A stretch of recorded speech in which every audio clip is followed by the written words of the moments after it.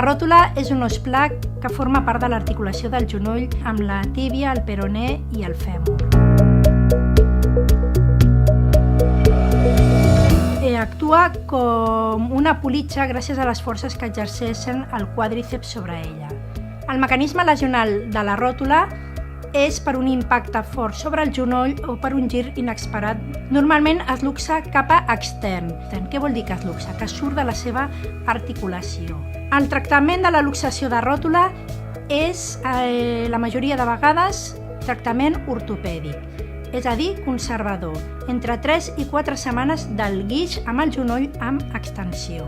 Una vegada retirem aquest guix, el pacient veurà que pateix una atròfia de la musculatura, és a dir, que gairebé la musculatura ha reduït molt el seu diàmetre. Aleshores, juntament amb el rehabilitador, aconsegueixi moure el genoll a poc, augmentar la massa muscular tant de quàdriceps com d'isquios.